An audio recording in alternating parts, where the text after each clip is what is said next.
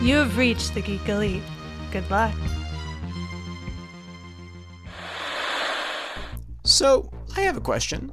Have you ever wanted to get into comics, but you just didn't know where to start? Well, welcome to Comics Quest. I'm JD Martin, and every week I sit down with a guest to talk a comic that I think anybody can pick up and start their comics reading journey. We take a look at psychedelic sci-fi, fantastical action, heart-wrenching love stories, and of course, superheroes. So check us out at certainpov.com or wherever you listen to your podcasts. Okay. The WebMD is thinks it's in an episode of House every time you put in something. 100%. It's like it could be any one of these 7 terrible life-altering things. We're going to treat them all at the same time. Yep.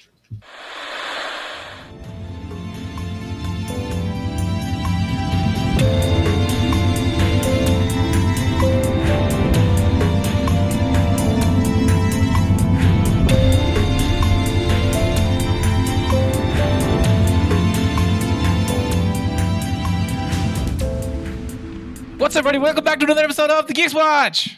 Yay! Yeah! Now it's Mitch's job to do the intros for people because I did the opener. That's right, because I'm Mitch. And I'm here every week with Elizabeth. Hello. And Jessica. Hi. And John. Hi. And the incredibly spastic Steven. It's me. We are starting a brand new show on the Geeks Watch. We are talking about Why the Last Man. It is found on FX on Hulu, I believe. I don't know if it's actually on regular FX because they dropped 3 episodes. That's fair. And that would be a lot for one night of television because they're an hour apiece. Yeah. 1 hour with commercials. We only watched the first episode, so we are going to be taking this show. Oh, wait, did you all watch 3 episodes? I thought we all said we would watch the 3 episodes. You said you didn't have enough time to watch 3 episodes. I said I think I'll manage. And Steven didn't say anything on the Yeah, I go with whatever the crowd decides. Well, we only watched 1, so we're going to talk about Alrighty then. Everybody else gets a reprieve next week. Way to go. This is interesting because after the first episode, well, I had already watched the first episode and I had to watch the next 2. After the first episode, Naima joined me. And what I said to her was basically that the whole first episode is just setup stuff that is as good told in like a recap before an episode, even before I saw a recap before the next episode. Yeah. Agreed. So we get a recap next episode. We do get a recap Apparently. next episode. And we'll have to hopefully, I mean, we could talk about the first 3 episodes and you and I will just be out of luck. So whatever. Nah, there's so much in the next 2. So much happens in the next 2. Okay, so then we'll wait. But as always, before we get into our brand new show, we're going to talk about our week's watch. And Elizabeth does not have anything to talk about this week. I have 0. She is too busy to watch anything. I barely got her to watch the 1 episode of this show. That was legitimately all I could fit in. So why don't you take this moment to talk about what's happening on Love of Pages? So, Love of Pages, I actually don't know what we're getting ready to put out this week because Part I can't 2 remember. of the last one. Part 2 of Bug. Yes. No. Yeah. Yes. No. No, it's Yes. before Bug. My goodness. Okay. Listen, their episodes have come out on Love of Pages, and you should go listen to them. The last 3 things that we did were what, Elizabeth? Yeah, she doesn't know. No, wait, I can Rebel do this. Queen. I can Rebel Queen, That's what and we're then doing Bug. number 2 of. And right now, so you're getting a preview. Steven is having us read an awesome graphic novel series called Once and Future, Yeah. which has been absorbing most of my time. Which is written by And is written by Kieran Gillen. Kieran Gillen. This is the problem for me with graphic novels is I can't tell which of the 3 is writer, You flip on the artist. inside, and it'll show it. Writer, you got Kieran Gillen. Colorist is Tanner look. Von Villen. Yeah. Yeah. On the second page. Okay, so written by Kieran Gillen, illustrated by Dan Mora, colored by Tamara Bonneville, Yeah. lettered by Ed Dukeshire, and the cover's by Dan Mora. And you are enjoying this series? I am. I'm highly enjoying it. So my time has been taken up with this, work, our upcoming nuptials that are fast approaching. And John Oliver and Trevor Noah are back on. They started this week, but I don't actually remember what we watched for them because I fell asleep. John Oliver is out of The Void now and back on a set, and I miss The Void, especially with what they did with it for the last 3 weeks of them being there. Having John H. Benjamin come on and talk. And The Void is basically Calcifer from Hell's Moving Castle because they animate it beautifully. It's wonderful. But yes, so he's back in the studio. Trevor Noah's back in a new studio. And he's been talking a lot about Nicki Minaj and her being in the news this week. So, yeah, that's my lack of week's watch. There you go. Love of Pages is available on our network Tuesday nights. Go check it out. There you go. John, what did you watch this week? We're switching it up. All right. So I'm super excited about this week's watch because I tried to finish Reminisce. Couldn't do it. I got like maybe 10 minutes further in and I'm like, God. And there was a line that I missed the first time around when I'm like, fuck off movie, where basically they're saying now that we can see people's memories, time is a two-way stream of which I am the ferryman. I'm like, nope, can't do this. So coincidentally, there's a movie that's on HBO Max right now also that I was inspired to rewatch due to our last VHS Gems outing. So we watched Romancing the Stone, and I mentioned how upon rewatch now, decades later, I have a completely different appreciation for the movie. I feel like it's more up my alley now than when it first came out. Yeah. And that whole love to loathe and, odd couple pairings and strange situations.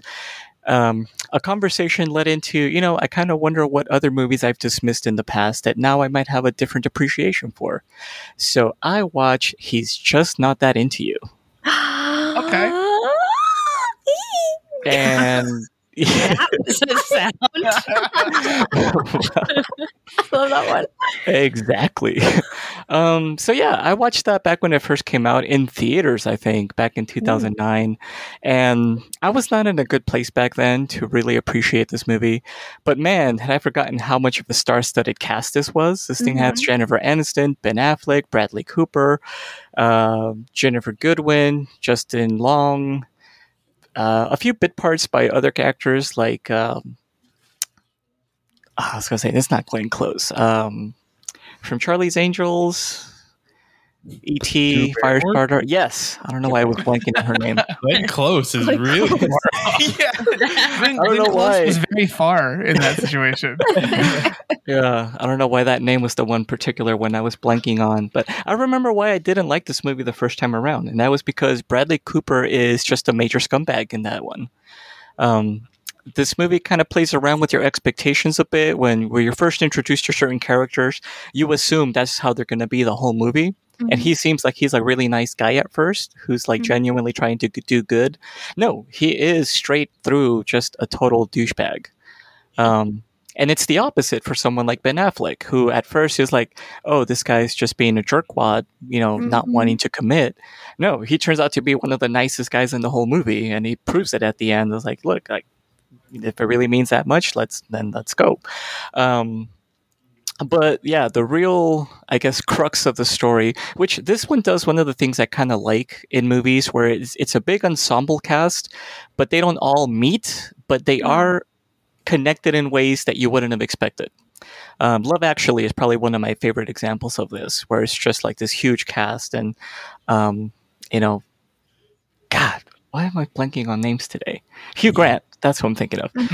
Hugh Grant doesn't meet with most of the cast, but they are connected by like 1 degree of separation in most cases, which is in sometimes, unexpected ways.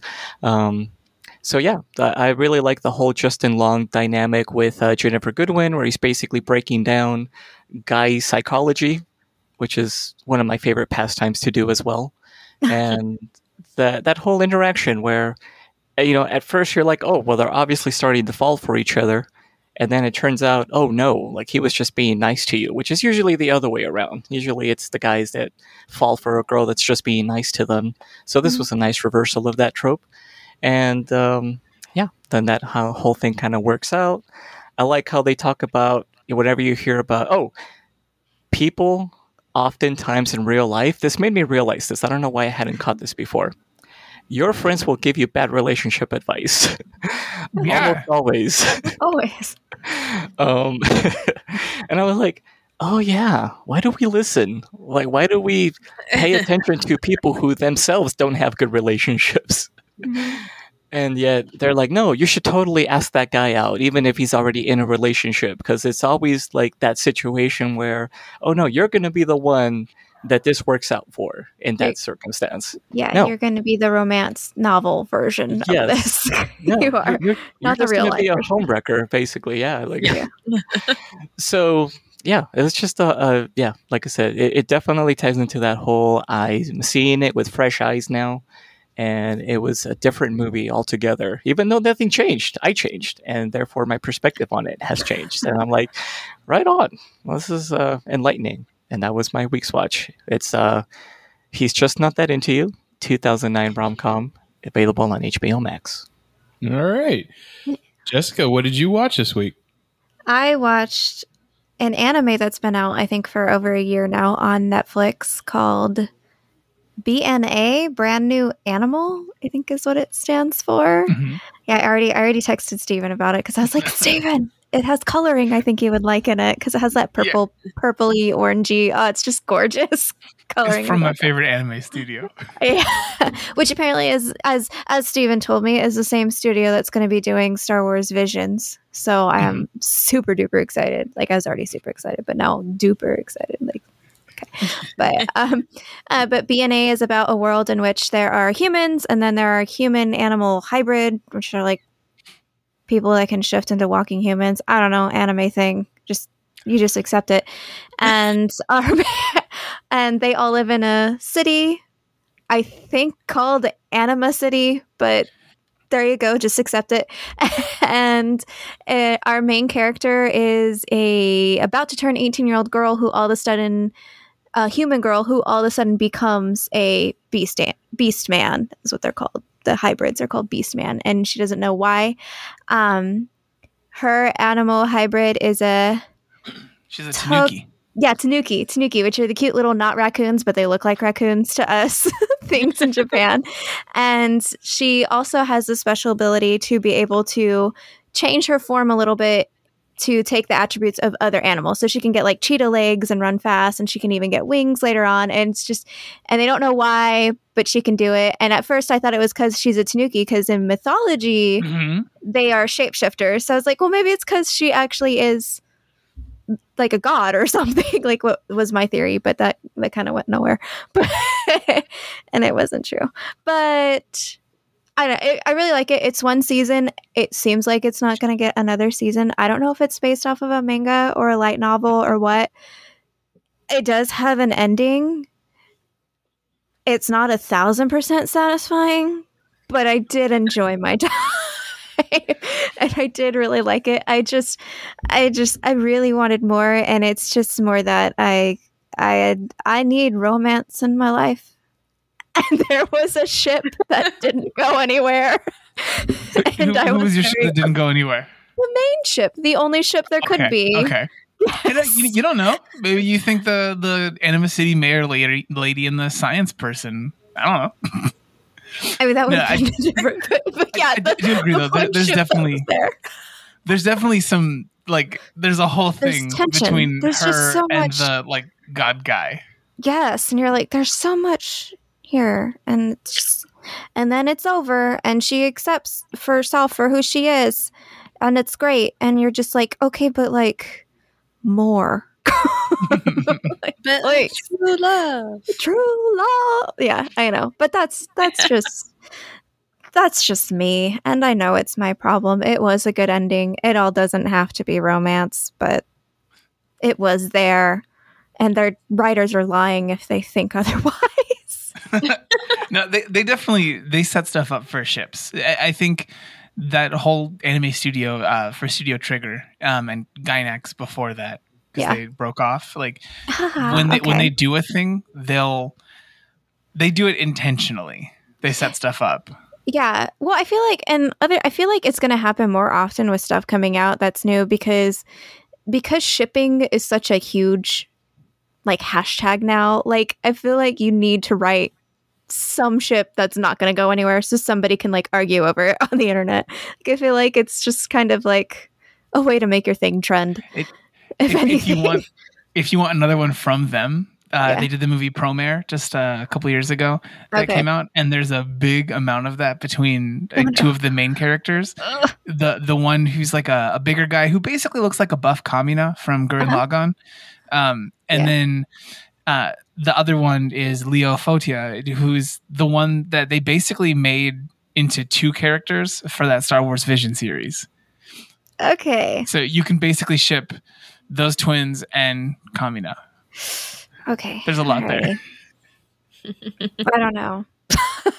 But yeah, that's pretty much all I watched. And it was good. I highly recommend it on Netflix. And I did start the Only Murders in the Building. Yeah. I think I've watched the first 3 episodes. It's amazing. I love it. It's my kind of writing. It's just, and Steve Martin and Martin Short, they're just, you can't go wrong when the two of them are in the same film. So just, or show. And was it Selena Gomez? Mm-hmm. But yeah, I think she's doing great. And she's matching with them very well. And it's fun. She's come a long way since the Princess Protection Program. She has. She really has. All right, B&A Brand New Animal is on Netflix, and Only Murders in the Building is on Hulu. Yes. Steven, what did you watch this week? Naima started watching a series just at random that I walked into, and I had no idea what I was getting into. I don't know if she did either, but honestly, even if you stepped into the show Black Monday, stepped into watching it on purpose, I don't know if you know what you're getting into. So Mitch, you watched this series then? I have. I haven't watched the most recent season because they weren't supposed to have the most recent season. The end of the last season, they filmed during the beginning of the pandemic, so it seemed like very much the end of the show. But they decided to go on with another season, and I haven't only seen the first episode of the current season. They did a lot with that new season. Yeah. No, essentially, the show is a fictionalized version of just different stories from the past, like from the 80s in the big boom right before a big crash. And you're getting a bunch of different stories from different people that are probably based on real people. But then they're dramatizing it here, adding comedy there. In a lot of the same kind of way that I think the show *Halt and Catch Fire* did, except they just made this entire cast out of comedians. Like, there's practically no one on that cast that isn't known for being in funny things. It was very weird. But it's good. It's definitely not a show you watch with anyone who's not okay with some dirty stuff and some cursing and whatnot. But it's good. I don't know if you want to give any more substantial information than that, Mitch. I really enjoyed the cast, like Don Cheadle, Regina Hall, King. Sounds right. It's one of the two. I always forget. And that's the joke in what was the other thing that the two of them always make that joke? I think it's in Black Monday where she makes that joke all the time. It's Hall. So it's Regina Hall and Paul Scheer, like 3 of the main stars of that show. Who's Paul Scheer? Paul Scheer is was he the guy from Party Down? No. No. It's The League. He's from The League. He's bald. Yeah. Yeah. How did this get made? Yeah. No, The one that I was most surprised by, because I like him better in this than I've liked him in anything else, but also still dislike him vehemently, is the guy who played the boss in Party Down. So I do not like that man. Ken Marino? Ken Marino, yeah. It's just See, all I of his remember humor. that, but not Drew Barrymore. But yeah, like I said, I enjoy not Billions, but Black Monday. But do you like Billions also? I also like Billions. I am not caught up on that season either. I need to go back and watch it. Did you have anything else other than Black Monday? No, we definitely watched a good chunk of random things, but nothing that I think is super substantial, aside from catching that there was we rewatched Osmosis Jones because they put that on Netflix recently. There's a scene right after the whole nasty pimple popping scene in there where Osmosis Jones runs into the office of the chief of police kind of guy. Yeah. And he's kind of coming in a huff. And when they recorded the dialogue, apparently he came in and he refers to the character that Brandy plays in the voice. He comes in, he's like, Brandy, I mean Leah. And they just used that for the movie. Wow. And it's animated with his mouth and everything. Okay. As a kid, I would not have caught that was a thing. But as an adult, I'm like, hey. Yep. Hey. Some things are for adults. Yes. Black Monday is available on Showtime. I have two movies that I want to talk about real quick. I'm surprised John didn't talk about my first movie. Malignant on HBO Max is James Wan's new horror film that came out last week. It is very much every type of movie that James Wan has made in one movie, and it is completely out of this world. And I would say don't watch it. I did not care for it at all. See, I normally don't like that Blumhouse brand of horror anyway. So, like, I don't care for that Doll movie and Insidious, and I watched The Nun. Like Insidious. I watched The Nun. No, I don't. I don't like. Oh man, I don't like Patrick Owen. Was that his name? Patrick Wilson. Patrick Wilson. Yeah. The other. I don't blame you for that one. Insidious is like they have that perfect scene where the lady's just describing what she's seeing, and it's still like an affecting kind of scene, even though you see absolutely nothing. I think that was just wonderful. It's ruined by the ending. It becomes a little too hokey. That's why, like, I kind of try to look at the whole. It has moments, I'll give you that, but once you see the Darth Maul demon, I'm like, I'm out. Like this. Good colors though. Good colors in that scene. Yes, good, very good colors.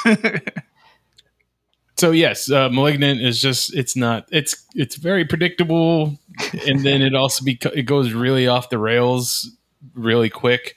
One of the things that I did find intriguing about the movie though, and I've been waiting to talk to Steven about it. In the movie, which takes place in Seattle, they go on a tour of underground Seattle.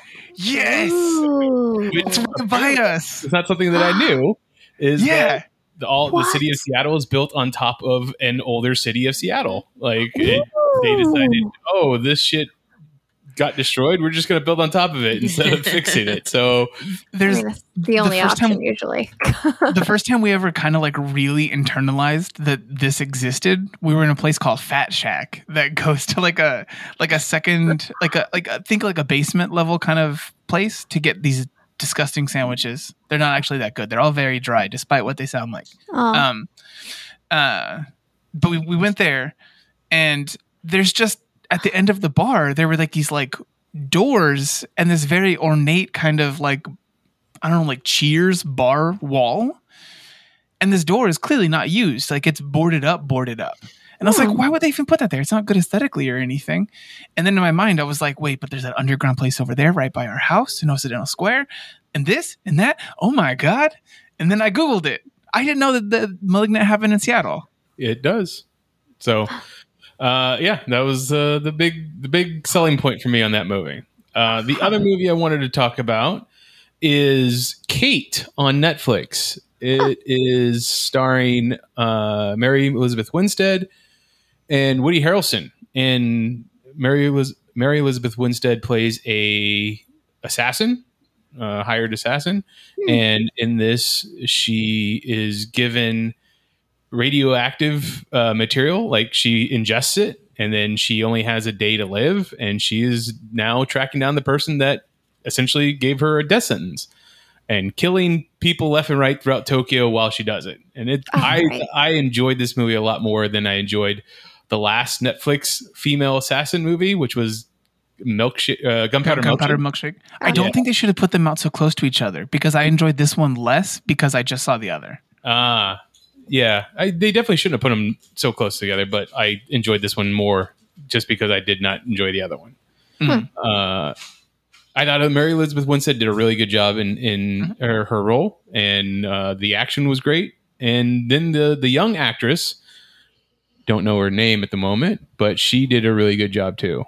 Miku Patricia Martinau. So, once again, another assassin movie on Netflix, out for revenge, and I thought it was pretty good. In this one, Mitch, like, have you ever? Oh, John, you were going to say something. Yeah, you go first. Nah. Okay.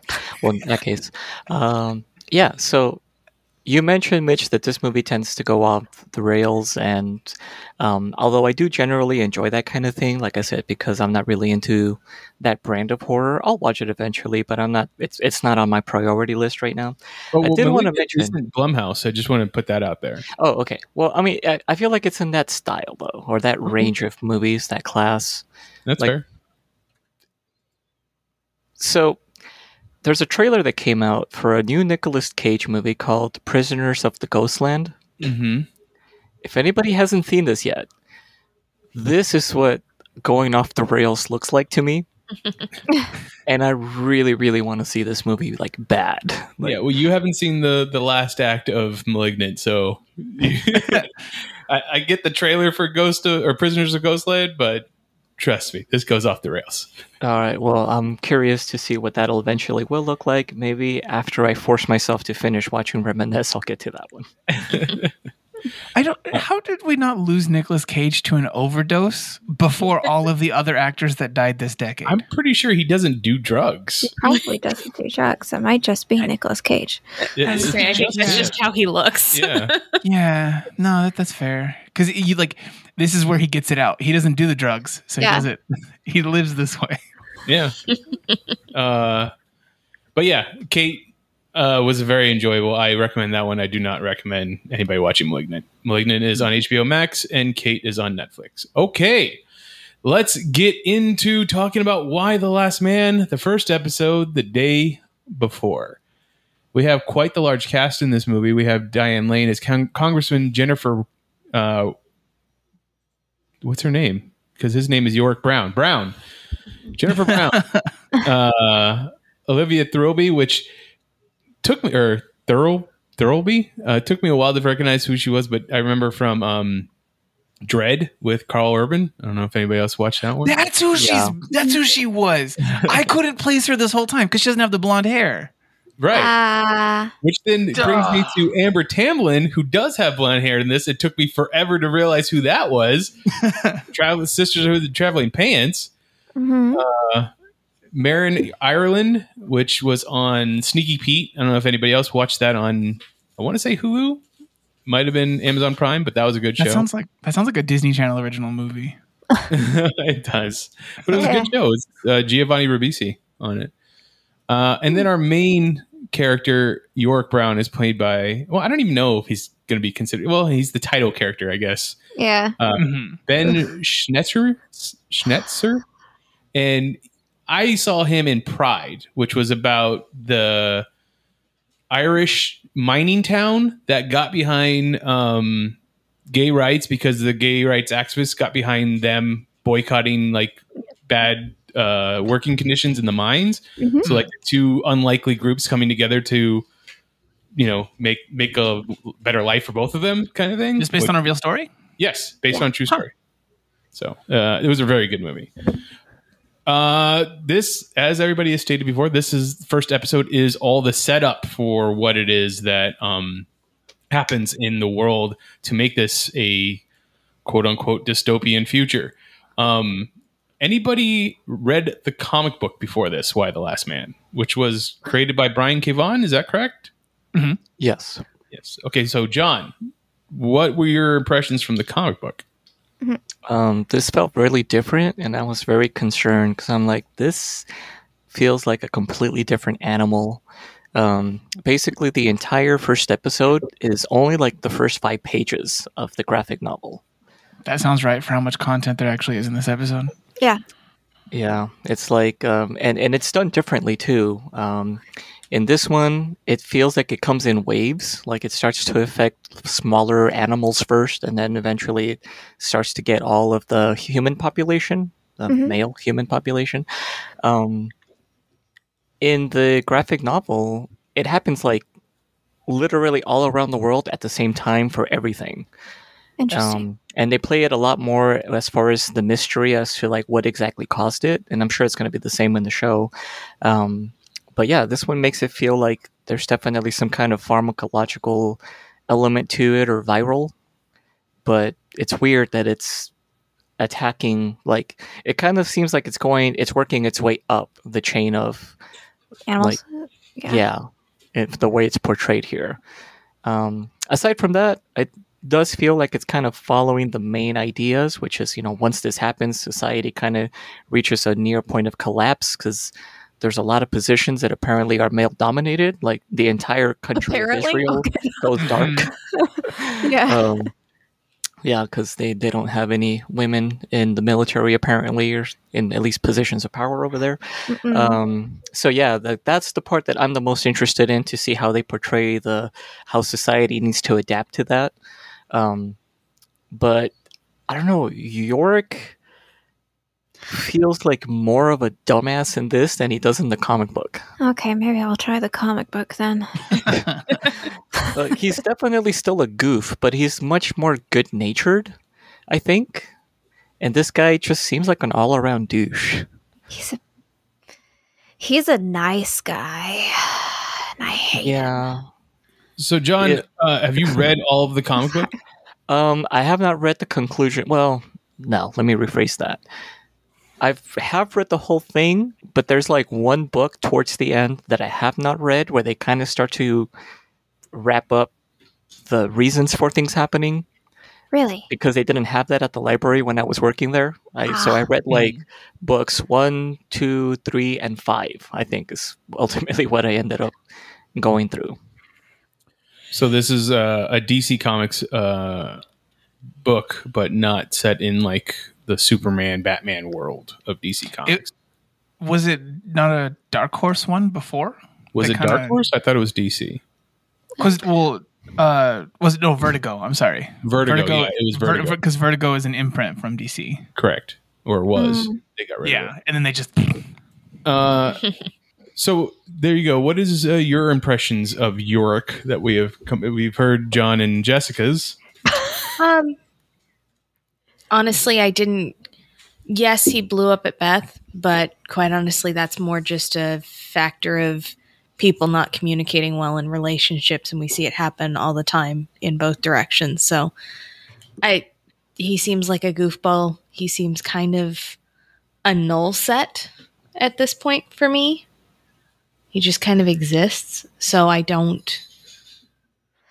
haven't become invested one way or the other with him. I worry with the rest of the female cast because they're clearly setting the majority of them up to be, strong, independent women who are just going to take charge. And I get really tired of the tropes. So I'm interested to see if they can pull away from.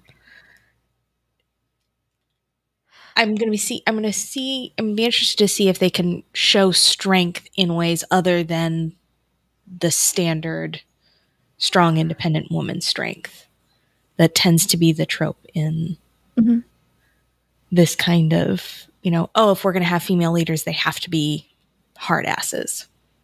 It's the only way they can be leaders. Yeah. Stephen, is the fact that Yorick is a escape artist of sorts going to play any pertinence in the rest of the story with him. He'll do something in there. I don't think it'll be massive, and I think it might be a time when he's like, yeah, because I did this, like I can get out of this. Nope, fuck that up. Yeah. He's not very good. Yeah. You said the first episode. I'm trying to think of the best way to. I don't know. This will come up in later conversation as we go through it, I'm sure. Okay. I also, before watching the show, I only knew of the comic book peripherally. I didn't realize that the monkey was going to be a pet of Yorick's. I just assumed it was another. It was because, as I understand, the monkey is male and he's male, and it's the only two males left in the country or in the world. Mm-hmm. That we've seen. Yeah. Right, but that's in the comic book. I just thought that was it, and I just assumed he had found the other male living species, not so much that it's something that was in his apartment building. So now, obviously, it's something more environmental instead of being something that is genetic. I just always assumed it was something genetic in him that made him special that didn't die. It's the ring. It's the Bedouin ring. That does. I mean, obviously, because it affects everybody, all the male humans at the exact same time. Well, everyone, because I think this is an important distinction to make here in this first episode, because the show is making it about it. It's everyone who is who possesses the Y chromosome. Y chromosome. I'm sure they're going to deal with people who are like have different situations for this. Okay. People who are transgender, and then also people who have like not the normal array of chromosomes. Okay. So everyone who has the Y chromosome dies at the exact same moment, even if you're in a plane, which wouldn't have the same air at the same time as the people on the ground. It has to be something other than viral. It has to be... It does also kind of go in a wave because Israel calls freaking out, and then the U.S. gets that call, then they get hit. Right, but like it couldn't travel across the globe that quick. Oh no, I agree with that one. I'm just saying it's not like Thanos snapped his finger and it happened. Right. Okay. Yeah. Jessica, what were you about to say? Well, it reminds me of another kind of dystopian, but it's an anime called Dr. Stone, in which everybody gets petrified at the same time. But it's like a green light that flashes through over Earth. And that seems to happen fairly quickly. Like it would hit Israel first and then hit the United States, but within minutes. Yeah. It's like the speed of light. The speed of light, yeah. I had sorry, go ahead, John. Oh yeah, I was just going to make a note that in the graphic novel, when it begins, they're kind of showing you a timer that's counting down to when it actually happens. Okay. And a lot of the characters are, obviously, of course, off doing their own thing in different parts of the world. Agent 355, is that her number? Yeah. Yeah. Yeah, she's actually on a mission, I think, in Israel, as a matter of fact, when this happens. And some things happen, some things are told to her, and we're led to believe that could have had something to do with what went on. But there's also all these other things. None of it seems like it could be related. There's another scene where a character is pregnant, and she's asking for a male colleague, I guess, because she's a doctor or scientist of some kind, and she's asking a male colleague, like, hey, I need you to help me deliver this baby. It's like, well, we need to get to maternity. I was like, no, like, I impregnated myself. Like, this is technically like my clone of me that I'm going to give birth to. And the guy's like, holy shit, like, that breaks so many, like, ethical things. Like, what the hell? She's like, yeah, I know. That's why I need your help, because I can't make this public. And there's like a quotation, I think, that goes... So they basically play around. Like, could this be viral? Could this be some kind of warfare weapon? Could this be biblical? They play around with that idea. It was like, oh, maybe giving birth to yourself as a clone is like the seventh seal in the coming of the apocalypse or whatever. So, yeah, it definitely does a lot of that. And characters are in different places already. The fight with Beth actually happens over the phone. She's already in Australia. And he wants... Yeah, so... So he's talking about how he wants to go see her in Australia, and she was like, really, that's not necessary, and that leads to the similar fight, but yeah, it doesn't happen in person. Huh. So, going over some of the characters, Diane Lang is the congresswoman. Both of her kids, Hero and Yorick, do not seem to have their lives together. Yorick can't pay his own rent, and Hero is sleeping with her paramedic partner, who is married and has a child. That was the most ridiculous thing ever. Court-ordered AA. Court-ordered AA, which was a very interesting beginning meeting to hear that guy was very hard up. Yeah, she gets off quite easy for killing her sexual partner. Good timing. Yeah. That wasn't what pissed me off. I mean, Nomi knows get out means get out. Get out. But the having sex in the back of the ambulance was, I'm like, come on. I'm tired of these tropes within medical professions of them just always being horn dogs. I just hate it. Done with it. Don't like it. Now, I want to know, what are the other, as a person who's not taking a lot of medical dramas or anything, I do not know this trope in a big way. The whole setup for Grey's Anatomy. It's everybody's having sex with everybody else. And everything that's come out since Grey's Anatomy is that way, because Grey's Anatomy was so huge. Well, ER also had it too a bit, but it wasn't like sex because it was ER during the 90s, but it was relationships. No one was trying to have sex with that man who got his arm cut off by the helicopter. I remember he was a butthole. I don't remember that particular character. The redhead bald guy? The redheaded bald guy. Oh, there. I don't know. He's kind of a grump. Anyway, that's enough reminiscing about from RoboCop. Yeah, that's what I say. The guy from RoboCop that gets hit with all the toxic waste. That makes sense. Oxy? That's a Toxic Avenger. Close. Yeah. It's basically what would have happened to him in real life. Amber Tamblyn as the daughter of POTUS, the president of the United States, and her boy mom having her press conference or book release conference about how boys are not being allowed to grow into men anymore. Like, obviously they're setting it up for her because she has 3 young boys, and I assume all of them are going to pass here along with her father and her husband. What's the trajectory for her characters? Anybody got any guesses or speculation? So the rest of us all watched 3 episodes? Yeah, we all watched 3 episodes. So, what do you think is the trajectory for this character, Mitch and Elizabeth? Yeah. I don't have anything. Elizabeth? Oh, well, she's going to become angry first. Okay. She's going to be viciously angry, and it's all the feminists' fault. And then she's going to be sad, and she's going to get exceptionally depressed. And then she's going to decide that only she can save the world. Okay. So, I mean, maybe the 3 of you already know this. Is Congressman Jennifer Brown, is she also Speaker of the House? Is she the next in line after the president and vice president for the presidency? She is not. She's not. Okay. In the graphic novel, I think she was the Secretary of Agriculture? Agriculture? And just because of the line of succession, she was just the highest female up in that chain of command. Okay. So that might still be the way it is now.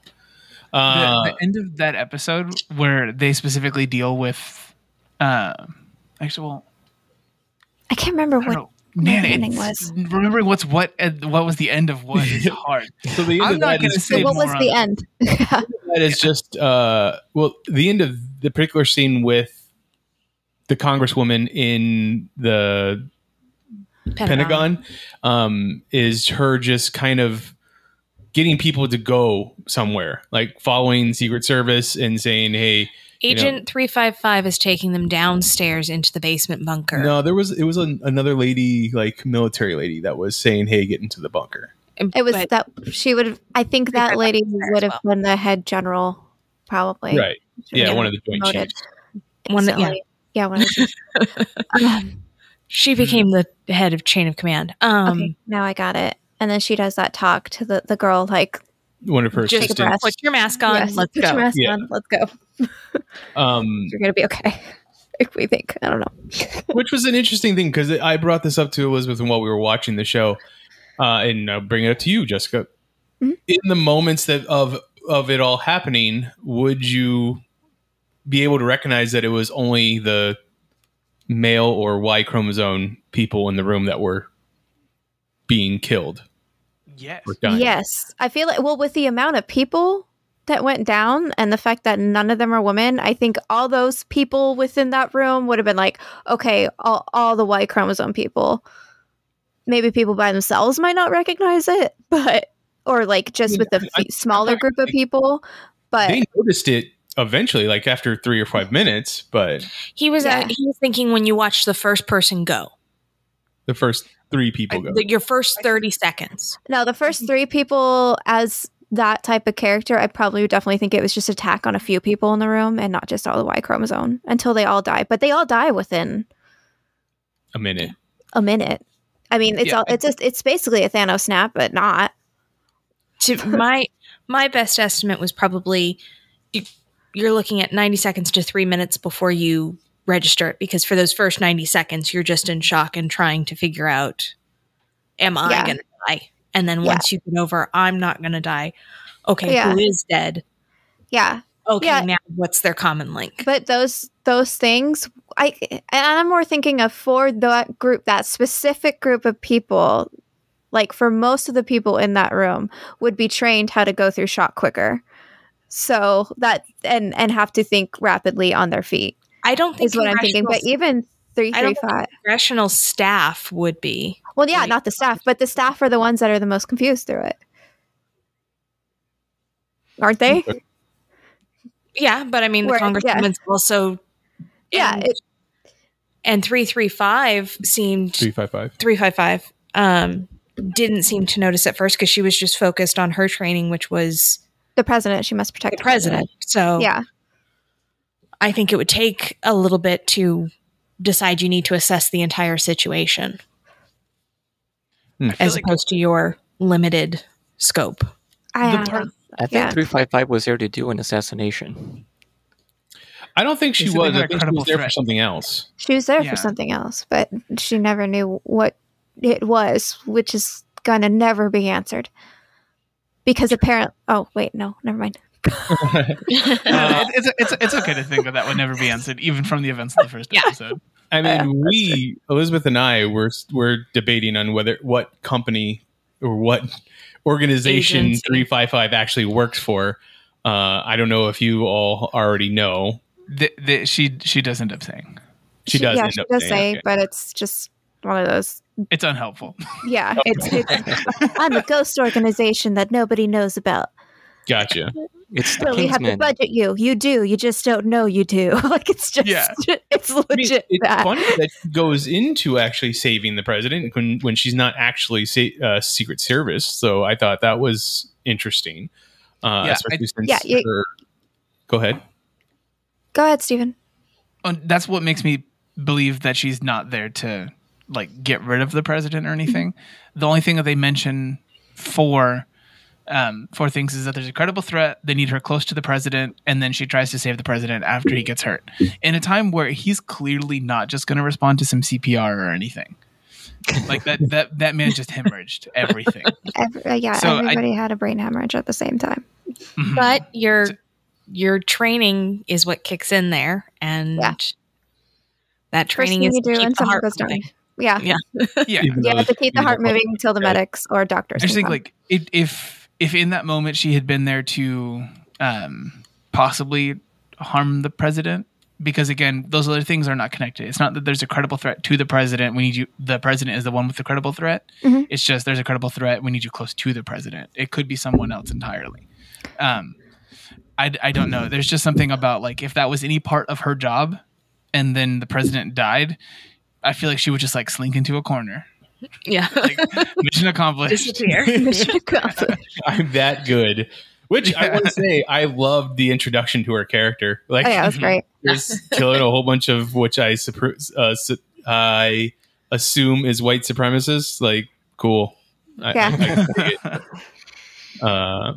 Anybody else that you'd like to talk about from this first episode? Because that is all we got is real character introduction for the characters. I don't know if we talked about this. I don't know if she's chief of staff or just the president's assistant, because you would think she would have been in that room if she was his chief of staff. She is definitely part of the chief of staff's office. Okay. I don't know that she is the chief of staff, but just with the close proximity and her ease at ordering other people around, she's definitely highly ranked within the White House staff.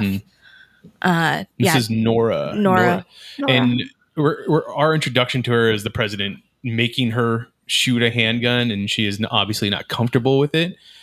I feel like we're going to show you her not being comfortable with a gun, and then she's going to learn to become this she's gun-toting badass kind of thing. She's going to be the Carol of the show. Elite sniper. Yeah, exactly. I don't know if that's true, but no. I think that's where they're going with her character, which is part of that irritation that I have and the hesitancy about the tropes, because so far she's the only one that I felt really represented like a working mom, and how having to call the party supply place while being on the job and trying to juggle 12 things and being up till 4 in the morning with your 4-year-old climbing into bed. Yeah.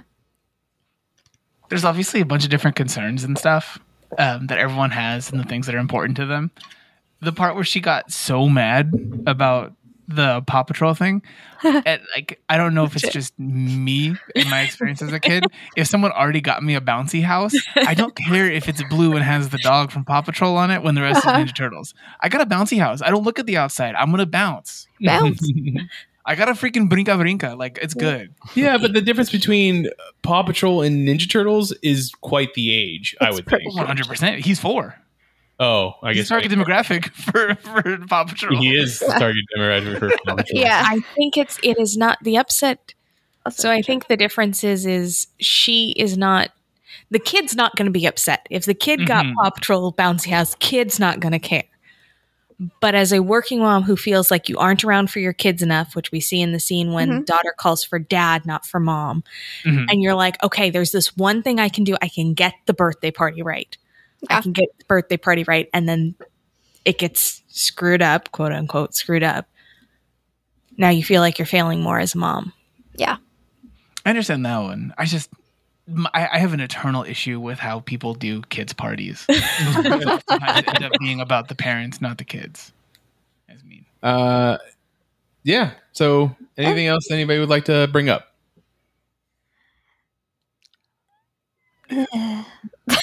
It's fair, because the three of you are further along than the two of us. Well, I only watched the first episode. I confirmed with you last night. We're only doing the first one, right? Right. Yeah. So there you go. I didn't know that you had already watched it. How did I miss that? And, it is a good couple episodes. So I'm glad I got them under my belt. It's going to be an easy next couple weeks, and I'll have more weeks watches because I have all this free time now. There you go. Good. Can you share some of those weeks watches with me? I'm not sure this is going to go well. That's really good, because you also need to catch up on Enter the Void. I have so many of those things that I do need to watch. That's true. If you have an opinion on this show or anything else that I mentioned during the episode, please reach out to me on Twitter. I am at Mitchipedia, GEM. GEM stands for Geek Elite Media. Steven, where can people find you if they want? I'm not on the socials right now, but I was, however, on an episode of Jukebox Vertigo this week. We talked about emo bands. Yeah. Yeah. John? I'm on Twitter. I'm at Magic Bollocks. Jessica? You can find me on Twitter as JM Bailey Writes. And Elizabeth? You can find me with the rest of Geek Elite Media at Geek Elite Media and our Facebook page /Geek Elite Media. Check out our website, geekelitemedia.com, for archive episodes of this podcast and other podcasts on our network. Please, whatever podcatcher you use to listen to us, please rate and review us, because it helps spread the word of our network. But until next time, this is the Geeks Watch on the Geek Elite Media Network saying, always remember to geek out. This concludes our broadcast. Beep.